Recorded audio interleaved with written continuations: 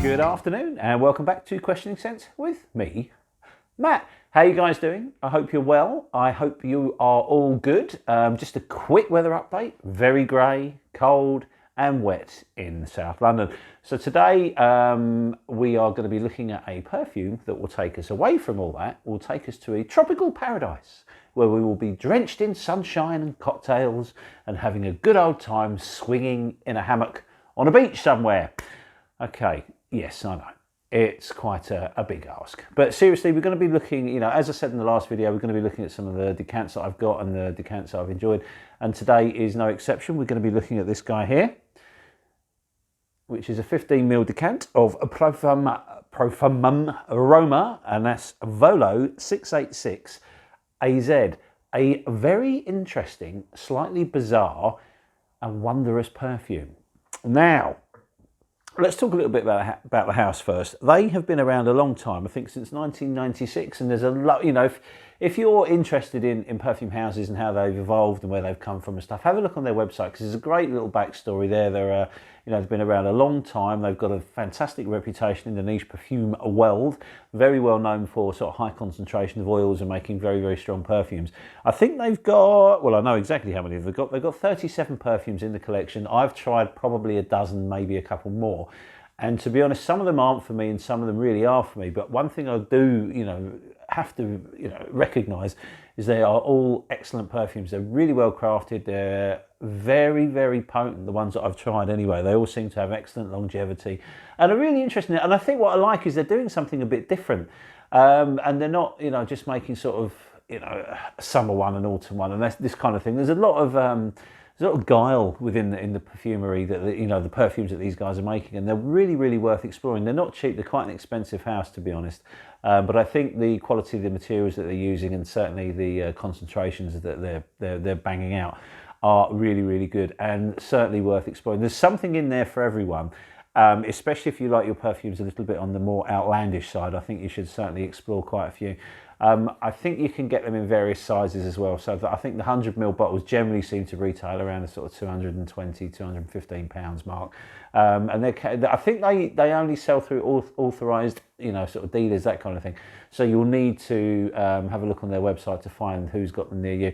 If you're, you know, in London like I am, then Javoy have the entire collection. So they're a good, you know, a good place to start your exploration of the house, and I strongly recommend you do, especially if you're looking for some kind of, you know, a little bit, something a bit different. A really good place to start. Okay, so this was brought to my attention some time ago. I went to meet a friend who's another rabid frag head called Adrian, and we met up in Hammersmith in West London.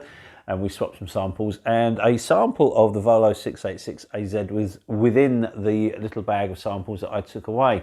Now, this is where it starts to get interesting for me. If we look at the notes, which are incredibly simple, there's only 3. Officially, the notes are gardenia, vanilla, and coconut. So, interesting. Now, I think personally there's a lot more going on than that. But when I hadn't tried it, I hadn't even heard of it, to be honest. The name itself is a really interesting one. The Volo 686 AZ refers to an Alitalia flight, which I believe goes to Caracas. So I didn't understand what the connection was between Italian tourists and Venezuela, or, you know, is Caracas a sort of destination for Italians to go on holiday? I'm not entirely sure. I think it's more to do with exotic location, I think, or exotic destination, I think, is probably more of the ethos to this. So if you're looking at the notes, as we just did, you've got gardenia, you've got vanilla, and you've got coconut. Vanilla and coconut, yes, all this tropical vibe, and gardenia is an interesting one because it's a tropical floral. It's a bit like jasmine, I suppose. It's a white floral, sort of tuberose, jasmine, that kind of thing. But it's got its own, well, it's very much its own floral. I think it's quite unmistakable, especially when it's used in large quantities, like it is with this one. Now, if you go back to when I got the sample, I sprayed it on my hand and thought, oh God, that's awful. I cannot possibly enjoy this. And I kind of scrubbed it off. But, and this is where it gets interesting, a bit like peeling off a scab, I kept going back to it. And I kept spraying a little bit more and a little bit more. And then I started to really, really enjoy it. However, it's an intense fragrance. It's so unique to me. Now, I've tried quite a few of the traditional ones with coconut in the background and stuff like that, or tropical fragrances. And I've been through literally, if you know, when you watch the video, put them up and I'll let you know if I've tried it or not. And I've tried quite a lot. And I've always kind of thought, yeah, they're all right. It's not really for me. But there's something about this, probably because of the banging opening of it. The intensity in this fragrance is like nothing on earth. And I mean, I'm well known for wearing challenging fragrances, and so is Rich. And I don't think I've found a fragrance yet, you know, whether we're talking about dark fragrances, incensey ones, smoky ones, leathery ones, oody ones, or anything like that, that have got quite that intensity in the opening. It was so strange. But with this sample, I kept going back to it, and I kept going back to it. And then I was out and I was in Javoy, and they very kindly gave me another sample of it. And it's one that I've been treating almost like I treat an oud. I sit in the evening and I spray a little bit on my hand and I enjoy it, and I love it. I don't know if I could wear it, and I'll tell you for why. When you spray this, now I am wearing it for the purposes of this. I've never worn this out of the house. I've not even done the school run wearing it, because I don't know, but I'm going to spray a little tiny bit more for the purposes of the review. Now, bearing in mind, if I just put a bit on my hand there, you can see that, how thick this is. This 15ml decant will probably last me a lifetime, until, you know, I either decide to just man up and get on with it and wear it, or do I do this sort of secret perfume spraying in the evenings? I'm not entirely sure. I think because of the way this fragrance is, I don't know if I will ever find a situation where I would feel comfortable wearing it. And that sounds bonkers when you consider what I do wear out. It's just so strange.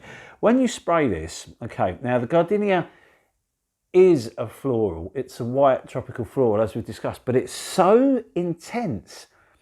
When I first smelt this, it smelled, and I don't want to be disrespectful to the perfume, but it was so intense. It reminded me of like a urinal cake. You know, there's this real sort of almost piss-like smell that comes bouncing out of this, and it smells industrial. It smells sort of like a chemical, and it's still there. But you've got to let that hit you and then put your nose through it. So the first wave that hits you in the face, and it's just done that now, is this industrial sort of urinal cleaning thing.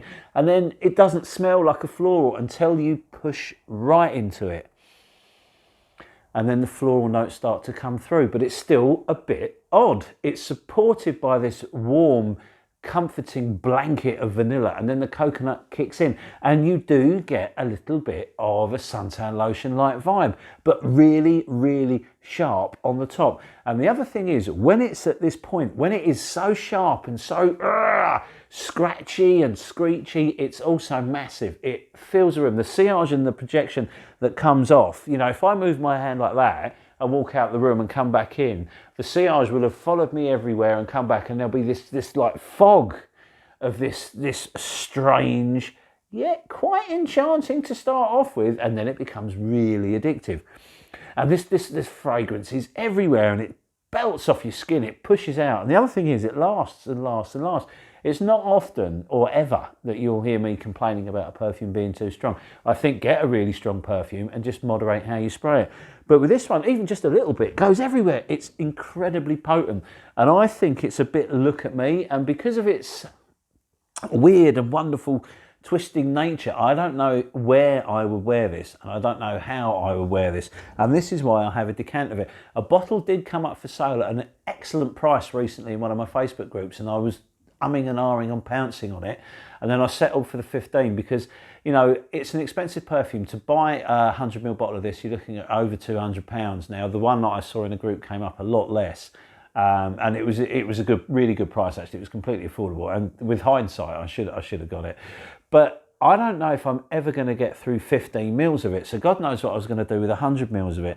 Now, when I've worn it with my wife around, she said, "Oh, it smells really nice on you," but I think because of this sharpness of this opening, I don't really know, you know, where I would wear this. I think because it's, you know, the company themselves say that this is to give images that merge with the scent of coconut palms and flowers, the soothing oscillations of relaxing on a hammock with a drink in the hand.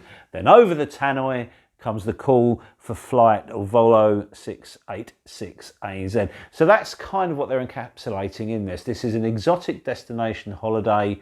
I think the actual flight, as I said, was one that goes to Caracas from Rome. So that's the whole kind of thing. This is a sunshine holiday in a bottle in a tropical climes. I get that. I can understand that. It's the sharpness of this opening does not remind me of a tropical paradise. In the dry down, when it all calms down, it's really, really nice, and I do get that tropical holiday vibe from it. But for the first couple of hours, it's not. You know, some people have said that they almost get like a smell of jet fuel from it. I don't get that, but I do get an industrialness from the opening. And it is a massive opening. It just thunders everywhere. It sort of beats you into submission. And then it does become really, really lovely. I think because of the opening, I find this, I would struggle to wear it out. I mean, if I wouldn't wear this for, you know, a smart evening out, because it's quite a playful fragrance when it dries down. So to me, this is like a casual fragrance. I may, you know, if I ever get to go abroad on holiday again, I may chuck my decant in with me and see how I go. Obviously, because of the coconut and the vanilla, you would associate this with a summer fragrance, and I think that's perfect. It would probably be good in the summer, but because it's so heavy, it's so potent, I don't know if it might become a bit too cloying on a hot day, to be honest. So maybe it would be better off in milder climes. I'm not entirely sure. As I say, I've never worn it out. I've only ever worn it around the house, and you know, it's taken me a long time to enjoy it. It's gone from a real not like to I'm really quite addicted to this now. But I don't know where or when I would wear this. It's a completely unisex fragrance, don't get me wrong. Anyone can wear it, any age can wear it.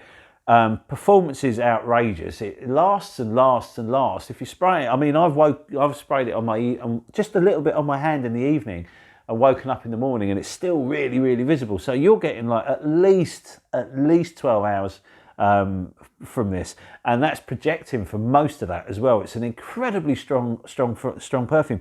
The concentration of oils within this just make it such a beast, and it really is.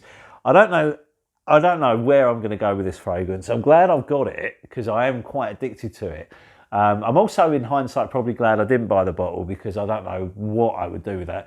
My wife thinks it does smell nice of me and she quite likes it, but again, I don't think it's one that she would actually want to wear. But it's certainly, and this is what I love, this is one of the more interesting fragrances I've tried in a very long time, and as you can probably gather, I'm a bit obsessed with it. But, you know, there's more questions than answers coming from owning it. I thought, well, now I've got a 15ml decant, you know, I can spray whenever I want because you only need a tiny little spray. It goes an incredibly long way. But now I'm back to square one. Right, I've got this. Brilliant. Do I need more? Do I need more? And every time I look at my decants, I kind of pick it up. I'm like, oh, yeah. Well, let's have a little spray. Boom. And then I'm thinking, if I do that every day, I'm going to run out. I'm going to need a bottle. And then I'm thinking, you don't need to do this every day. I don't know. Crazy one. Anyway, listen. I can't give you a definitive answer on whether this is good or bad or you know, terrible or just absolutely amazing. I'm not even sure. It's certainly an interesting perfume, and it's certainly one that I'm, you know, really, really glad I found. And, you know, thanks very much to Adrian for giving me the sample of it. I have got a borderline obsession with it. Whether I'll get a bottle, I don't know. But let me tell you this. If you are looking for something completely different and something very, very intriguing and very, very interesting, have a look at this one. Seriously, have a look at it and see what you think, because I don't know. I really don't know. I love it and hate it in equal measure. I love wearing it around the house and I'm terrified to wear it out. So I don't know where I'm going to go with it, but I'm certainly glad to have it, especially, you know, the 15ml decant. I'm really enjoying chipping away at the decant, but sorry about this inconclusive one. I've been trying to do this review for a long time and get it out there without coming across like a, you know, a completely befuddled moron, which is what I think I have come across as. But I don't know. It's a love-hate love relationship I have with this perfume. I'd love you guys to try it so you can kind of understand my confusion.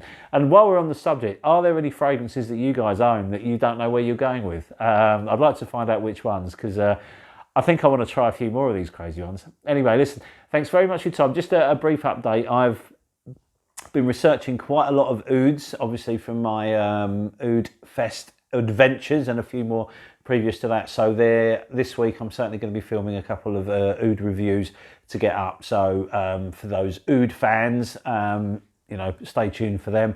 And obviously we'll continue with perfume reviews and decant reviews as well. So listen guys, thank you very much for your time. I hope this hasn't confused you too much, and I hope you found it vaguely interesting. And we will see you on the next video. Cheers, thanks, and bye.